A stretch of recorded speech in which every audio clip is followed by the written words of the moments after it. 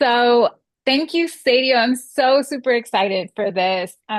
We were talking and I felt like our conversation needed to be shared. So thank you for a quick, um, you know, face overhaul on a Sunday. But I really thought that this needed to be shared because I think that what we were talking about is so important to um, all federal workers who are going through a really tough time. And I think your insights and wisdom and my insights and wisdom were so important. And people really need to hear it and they can click on it. And of course, anyone that's listening to this, that clicked in, that joined, that sees this later, I definitely want to encourage them to reach out to either me or you here on LinkedIn and be sure to take this opportunity to like ask us any questions or we want to just be here to serve and to help people as much as they can. Why don't you introduce yourself? I think everybody knows that I'm just this career coach, this global career coach who is really interested in helping people gain the clarity that they need, make impact in the spaces that they occupy, and really get their best professional lives um, sorted and accounted for and really jump in the driver's seat. Yeah, sure. So I am Sadio Jonas. I am an AI strategist and I am the executive director at strategy over at AI Vantage Consulting, which is an AI focused, AI native consulting firm. We do all things AI adoption, AI education, especially for leadership, given that, you know, AI is a leadership challenge as well. But I quickly ran over to you because we had worked together several months ago on, sort of modernizing, the world of career coaching and really integrating some AI pieces to be able to bring some bespoke, you know, very very personalized experiences to your clients. And then when I saw these federal workers and what was happening, and you were thinking the same thing, and we just came together and decided, yeah, let's talk about that. And now here we are on a live, which, I'm mad that you brought me on, but that's okay. No, it's fine. Because one of the things that we I that I think is so important and is so necessary. And I just want to acknowledge that my coworker has joined us. Um, say hi, Shakespeare. But one of the things that I think is so important is that people be having these kinds of live conversations with folks so that they can indeed engage and get information and learn and hear and really be able to revolutionize and galvanize so much. So I thank you for being willing to hop on with me really quickly. Um, yeah, so let's have our conversation today. Um, why don't we talk a little bit? And one of the things that we were talking about when we hopped on was this idea of really changes in the job search, right? And fundamentally understanding that things had changed and that AI was part of that change. And so I think the first question that I would pose to you is how can people really leverage, what ways can people leverage AI to for their job search, but also for when they get the job. And I know that that's two different questions, but really, I want to hear you. I'd love to hear you, and I know others would love to hear you talk about those two pieces, right? So, how can they leverage AI in their job search? And how can they leverage AI sort of moving forward for from an upskill perspective, so that Right, they're ready to leverage AI when they get the job too? right. I mean, so when you think about a job search, it can be thought of in many different ways, but the ways in which I think about it is various phases of the search, right? And in every phase of the search, you can leverage AI to make it easier, speed it up, make it less burdensome, reduce your anxiety around doing a job search. So, first is the idea of what do I want to do? In the case of federal workers who have been suddenly thrust into a position um, that they weren't expecting at all, they might be thinking, they might have previously planned like, okay, I'm going to be in my federal career for the rest of my life, and they were maybe were thinking about career moves within the federal government, right? But now they're forced to be thinking about, what do I want to do next? What does life in the private sector look like? So just getting that clarity, trying to figure out what it is that you like to do, envisioning where you would like to be. Perhaps this might be the perfect opportunity to make a wholesale switch. Um, instead of going within your current career, maybe this is a great time to like branch out and do something that you might have always been dreaming about. You can leverage AI for any and all of those things to help you with the clarification purposes, to help you transfer your transferable skills and translate, I should say, from your federal work life and the way that the federal government describes individual tasks and jobs and job positions, translate that to the private sector in the way that they understand it and speak about those same jobs. So, um, yeah, it could be leveraged at that beginning point. It can be leveraged for searching, developing intelligence on the companies that you're interested in, um, developing intelligence on the hiring managers who might be listed on the job descriptions. AI can be used for clearer understanding about the job description, identifying what's important and how your skills match. It can be leveraged for networking in terms of those butterflies and cold feet that you feel when you are um, Yeah. about to network. Can give you some ideas on what you can say as an opening line, etc. So there, the entire gamut, and from the beginning until after you have the job, AI can help you in every step of the way. Yeah, yeah.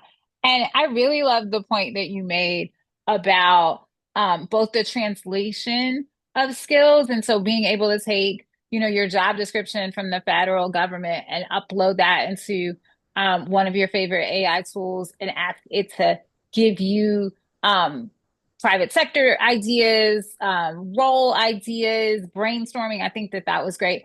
I also think that you touched upon something that I love to use my AI tools for, which is brainstorming. I use it as an entrepreneur every day to brainstorm and help me come up with ideas and help me think of things that are outside of the box. So I love that idea.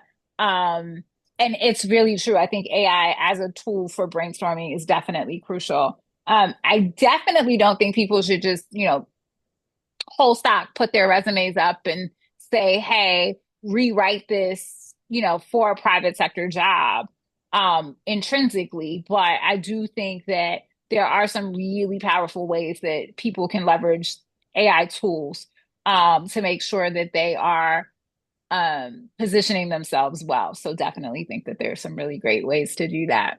Um, yeah. And I would love to hear you go a little bit deeper about AI in terms of upskilling, right? Like, how do people get ready to use AI? Like, what can they be doing now? Because one of the things I tell every client that I have that's in a job search is get some other projects, right? So get one personal project, whether that's declutter your house or, redo your bathroom or whatever it is that you want to do. I tell them to get a personal or, grow a garden or, learn to knit or crochet or whatever. So whatever they want to do, I tell them to get a personal project, but I also tell them to use that time to upskill and to Right. really be thinking about how they can be improving their skill sets and doing more and more. And so I think I would love to hear you talk about how can they use AI? How can they upskill their AI skills, if you will? So for people who may be unfamiliar with how they can leverage them so that when they get their next opportunity, they can hit the ground running. Yeah, upscaling is absolutely necessary. It is, at this point, it is not optional, right? The data, and if you, I can actually put an article up this weekend so that people can actually reference that and see the data. The data compels us to get AI ready. Um, it is not, this is something that I've been saying from since 2022. It is not AI that is going to take people's job. It's the colleague next to you who is able to leverage AI that's going to be able to take your job. Yeah. And Yeah. so at this point, it's an imperative. One of the things that people must learn how to do is to get the most out of your generic la large language models, out of generative AI, such as ChatGPT, such as Gemini, Claude, etc. And the most basic skill that people can learn is the skill of prompt engineering. Learn prompt engineering basics and then move up from there. Um, um, I we do have a certification course on for anyone who's interested in actually diving into this and adding this to their role, becoming an AI strategist, which will take you all the way from fundamentals all the way to advanced in terms of not only the full everything that you need to do to upskill. But if I had to give somebody one piece of advice is to learn at least the basics of prompt engineering. Yeah. Thank you. I think that's so critical. And as a person who, we started talking about this in 2022, and you were definitely like, everybody's got to do all of these things. And I was like, no, it's not going to catch on. And, even in the last 3 years, 2.5 years, it's come leaps and bounds from where it was. So I think you're really right. It's not going to be AI specifically that takes people's jobs. I think it's going to be the competition is between you and the person next to you. I think that was a great reminder and a great thing to say to mention. Yeah. Yeah. Um, what are, as you think about job searching, how how have you been like what kinds of, you've been in the corporate world for a while, I've been in the corporate world for a while. So what kinds of changes have we seen? Oh my goodness.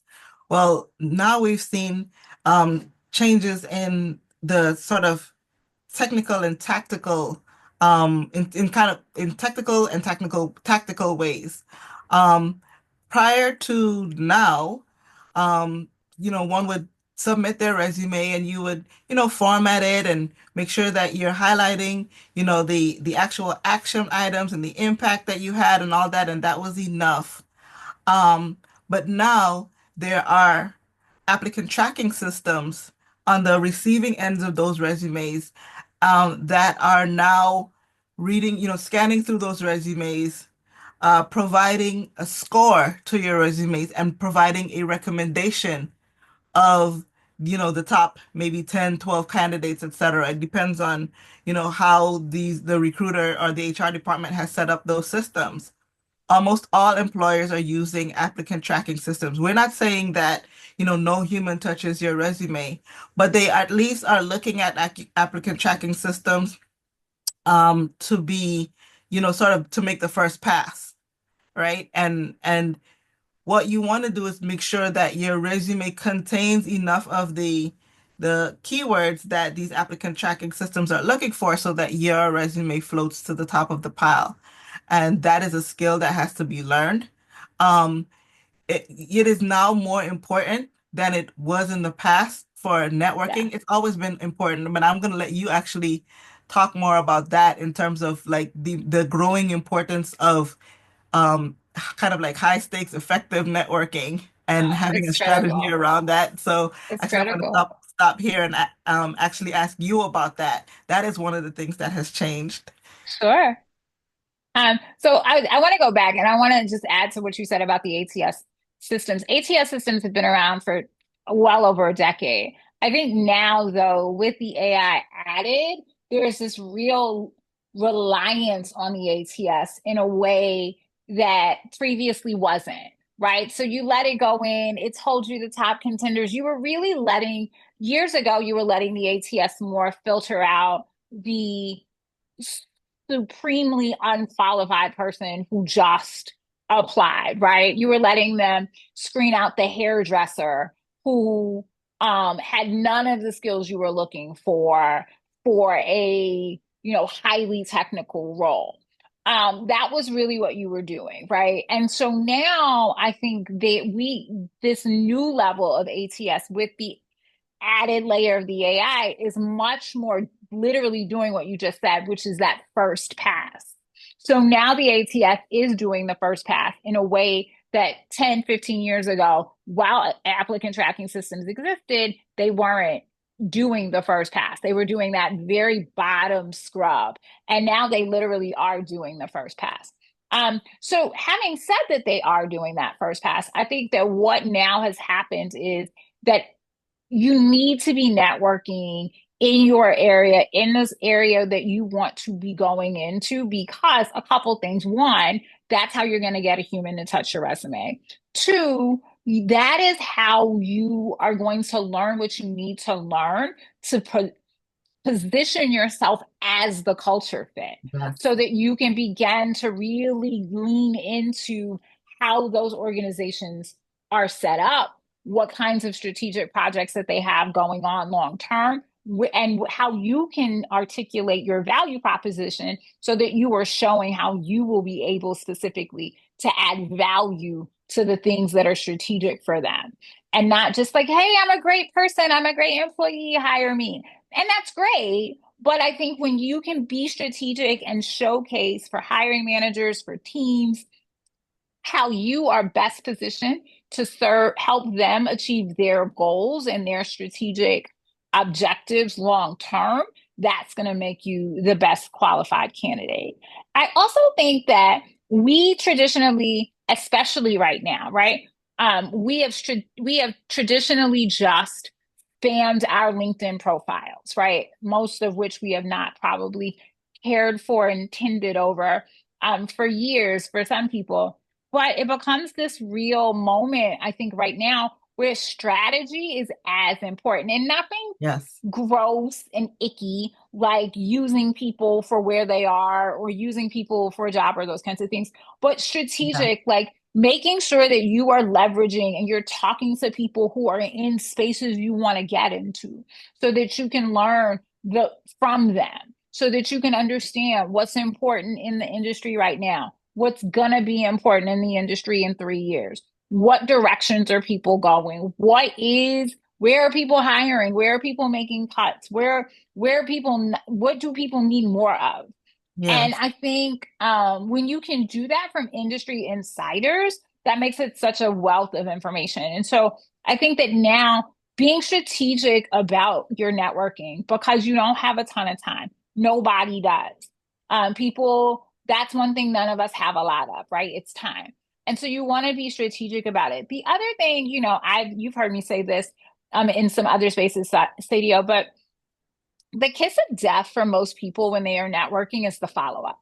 Most people do great. They can figure out how to get the meeting. They can figure out how to ask some really great questions in the meeting. And then they drop the ball at the follow up.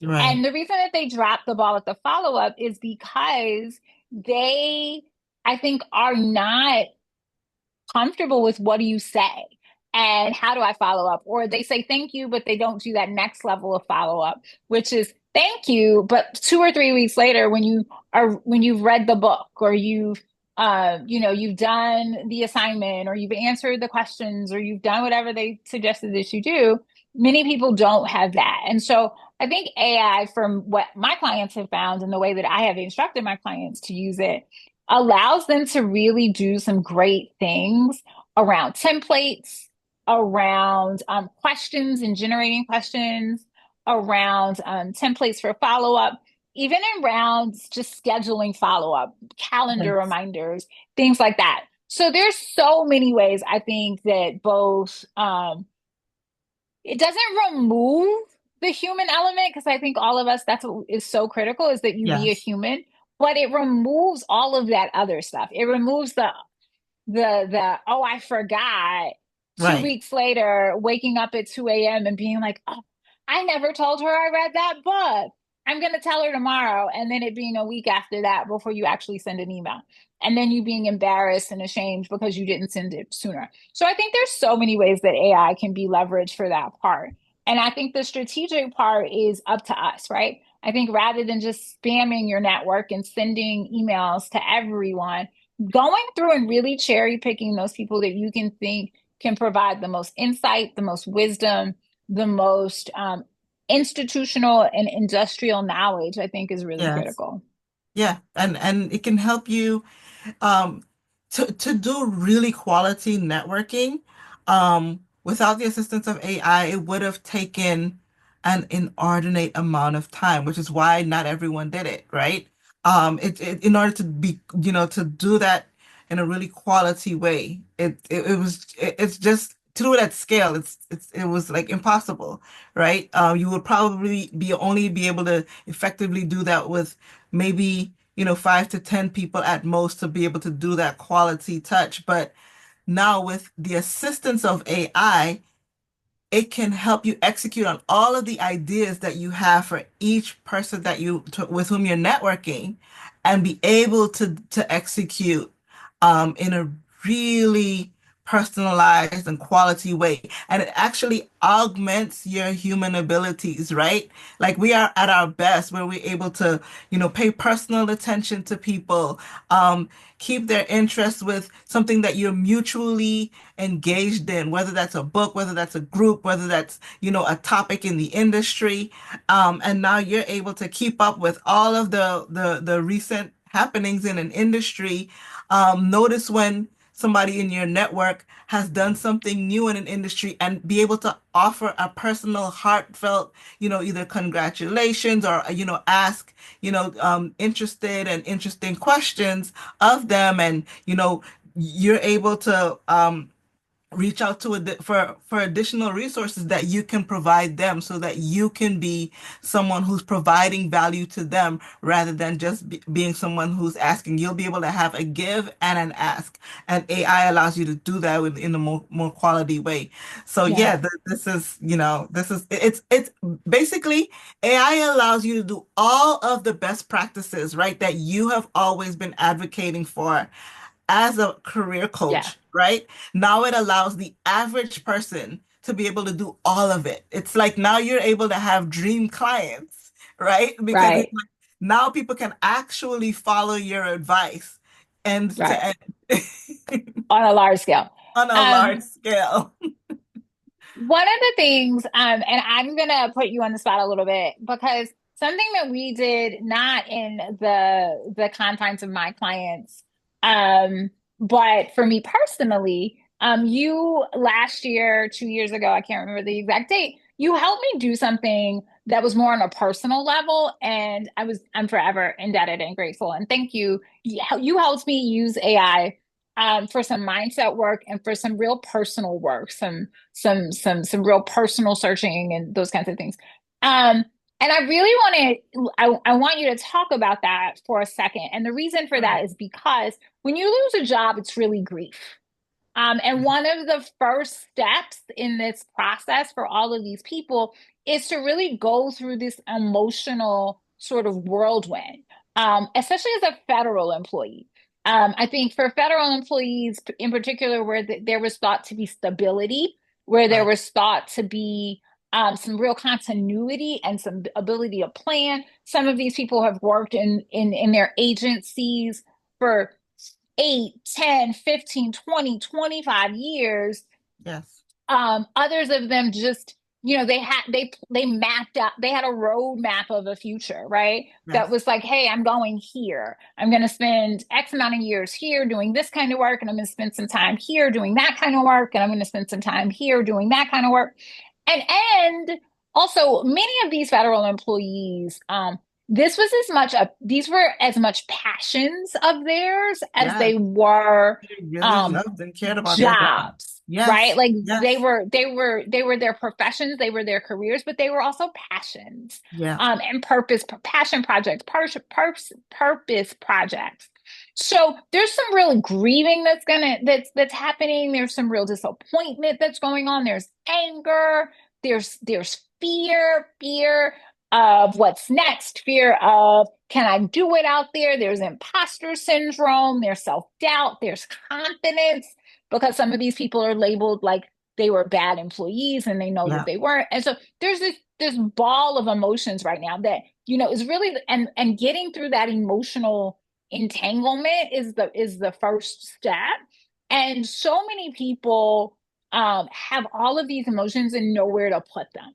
So if you could talk about how they folks can really leverage AI to help them navigate some of that emotional stuff, that would be great. yeah, absolutely. So my first foray into leveraging AI for any sort of like emotional or mindset work, I have a family member who suffers from depression, and I created an AI tool that would that he could speak to every day, and it can ask him some questions around, how he's feeling, etc. And this tool was geared towards slowly sort of walking him out from where he's feeling whenever he's at a point where he's feeling depressed, and sort of bringing him out to that. And it was like specially designed to do that one task. And so he was able to have this sort of conversation with them. Again, it is absolutely not a replacement for any kind of professional therapy. So that's not what this is meant to be. But it can help you in terms of helping with initial sort of mindset shifts and mindset work.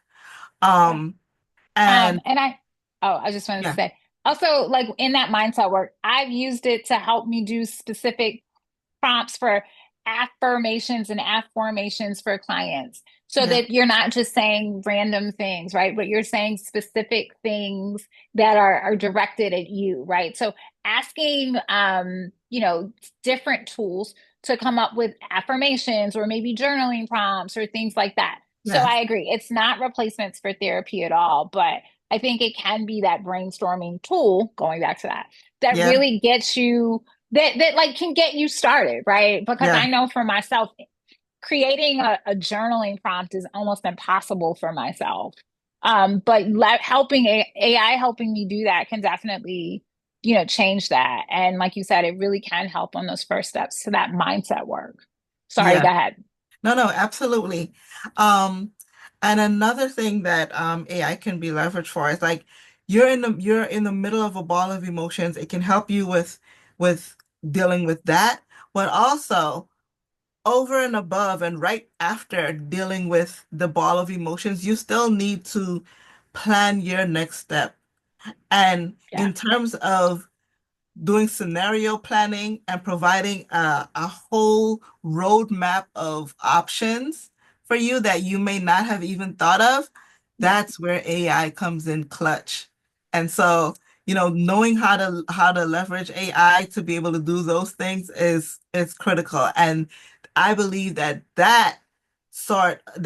is another sort of new ability that we have in terms of job search. I think that previously there were these like sort of career quizzes that were really limited. Like people would ask like 150 questions, and then based on how you answered, it would give you some options about like possible careers and things like that.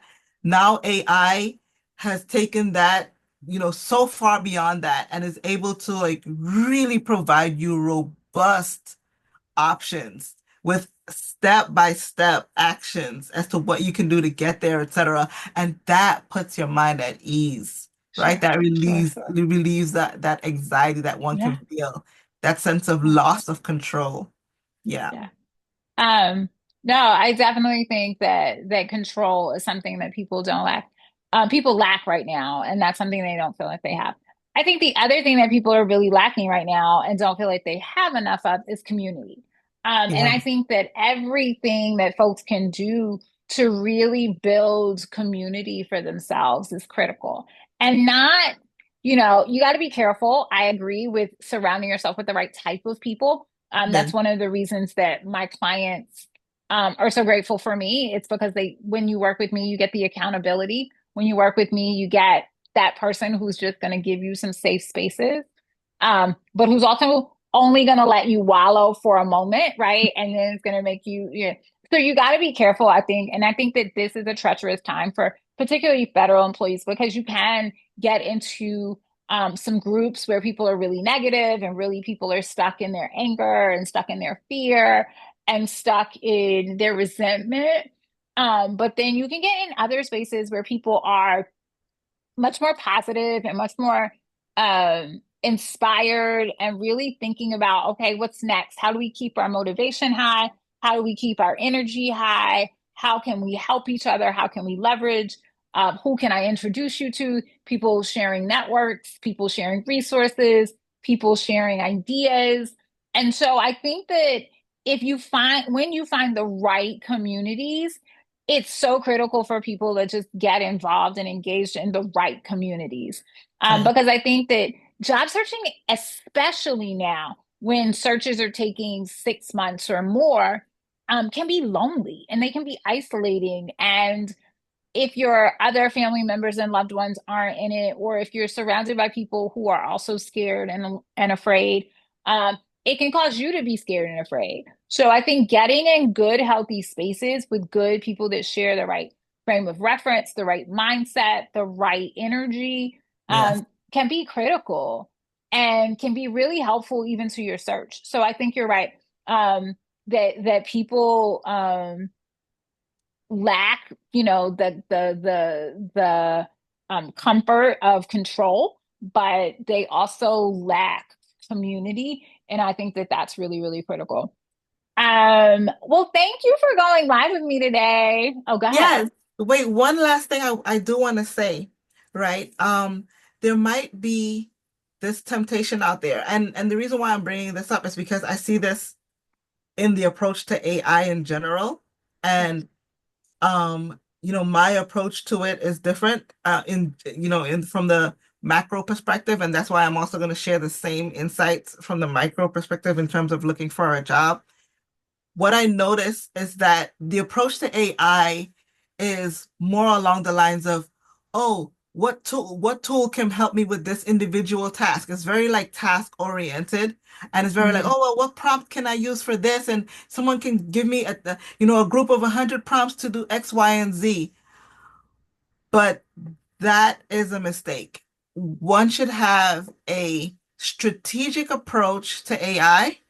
You should understand what it is that your goal is and how you can appropriately leverage AI to reach your goal instead of approaching it from a task by task, sort of one off, and try to cobble together a tools-based approach in order to do this. Um, and that's the same thing I'm going to say about job search. Do not, look for, a quick one prompt, two prompts, a pack of 10 prompts to help with job search or to change your resume or to do this or to do that. That is the entirely wrong approach. So that's the only caution that I would like to say. Like, definitely go out, definitely leverage AI to help you with job search, but don't take that approach to it. yeah. No, I mean, I think that that's a similar approach to people who are going out now to to career coaches, and they're like, redo my LinkedIn and my LinkedIn and my resume, or I'll pay you X number of dollars to give me a list of titles I should be going after, or those kinds of things. And I agree. I caution folks against these big sort of I call them band-aids on gunshot wounds, right? Yes. Where you're trying to just get this one size fits all, slap this thing together, and we're gonna get to the finish line. And I think you're right. It's about taking a strategic approach to figuring out what you want your next step to be. That clarity is key. I tell people this when they go to resume writers all the time. If you have someone writing a resume, they could write the world's greatest document, but if it's for the wrong job, it's not going to land you an interview. And unfortunately, I've seen this more times than I care to count. Someone goes, they get a resume writer, they write this resume, and then they change their mind on what kind of job that they're going after because they didn't have the clarity when they hired the resume writer. And then they blame it on the resume writer. And it's like, well, no, it's because you didn't know what kind of job you wanted. And so their document wasn't going to be helpful until you knew what kind of job you wanted. And so I think you're right. The same thing as the 49.99, buy 10 prompts and use them for your job search, right? I think that those band-aids on gunshot wounds without that strategic approach is critical. And it's the same thing I would say when you're talking about engaging with live coaches or resume writers or things like that. If you just go out in the world and you're like, oh, I'm going to pay somebody X number of dollars to write a new resume, to redo my LinkedIn profile, to do a new, headline, or to do even just headshots, right? Without taking a time to think about being strategic, and really getting some clarity around what your next step is and what the right strategy is for you to get there, you're right. It's not going to work. So I appreciate that. Um, I know it's late on a Sunday. I'm really excited. I think that we've shared some good stuff, and I'm hoping people will watch this at a later date. Um, I think you and I should go and collab and see if there is something else that we can do for folks. I Okay. know, let's see what our response is, and let's see if we can't go back and figure out something, maybe a live Q&A or something where people can do something. So everybody, if you're watching this live today, stay tuned. I'm sure we'll put our heads together and come out with something else that could be useful to everybody. Good to talk to you, Sadio. We'll talk soon Great and to see you we again, will chat. Samantha. No problem. Bye. Good night. Good night.